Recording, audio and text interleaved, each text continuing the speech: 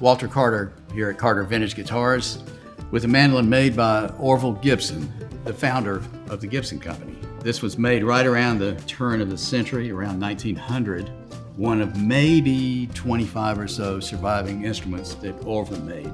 It's a radical departure from the mandolins that people were used to seeing at that time. Here's what America thought a mandolin was, called a bowlback or a tater bug, and not out of respect. But this is a classical Italian style mandolin. You can see, especially on the more expensive models, there are a number of pieces of wood that are bent into shape and then glued together to form the body. That proved to be a not so durable design. The instrument's vibrating all the time, and eventually, especially with the glues of the late 1800s, tended to come apart. Orville Gibson came along in the 1890s and had a better idea. As he explained very directly in his patent, the typical mandolin has too many parts. He proposed that the rim and the whole neck be carved out of a single piece of wood. That kept the grain lines straight, which he felt made for a better tone, and obviously fewer parts, fewer things to become unglued. Orville's mandolin basically is three pieces. Rim and neck is one piece, top is one piece, back is one piece. So three pieces instead of maybe 50, and no stress on any piece, nothing bent. All the curved surfaces are carved so that it didn't need bracing.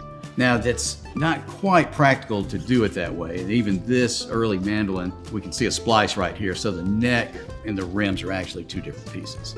But the idea is for a mandolin that doesn't impede the sound, or as Orville called it, the tone and the peculiar excellency thereof in his patent.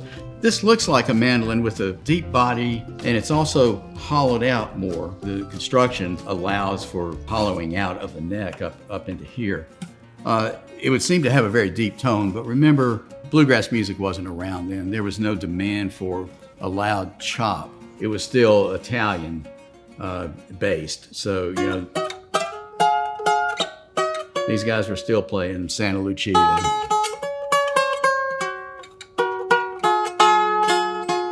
So it has a very delicate sound comparable to the bowlback, partly because the bridge is so low and there's not a lot of string break angle over the bridge. That was something that the Gibson Company set out to correct right away. Gibson started changing mandolins pretty quickly and also dominated the mandolin market, which was all the rage in the early 1900s. But this mandolin stands out because there are so few times in our cultural history when things change that they can be pinpointed to a certain time or a certain person. We can pinpoint the dawn of the beginning of the mandolin craze in America to New Year's Day, 1880, when a group of performers called the Spanish Students got off the boat, gave their first performance, and they were actually playing bandurrias rather than mandolins, but to all the Italians in New York City, their mandolin was close enough. So the groups that sprung up were Italians playing Italian mandolins. And then with these handful of mandolins made by Orville Gibson, that marks the beginning of the modern mandolin in America, because as soon as Orville started making these mandolins, the tater bugs, the Italian style mandolins started fading away. And the modern era of mandolins in America starts with this instrument.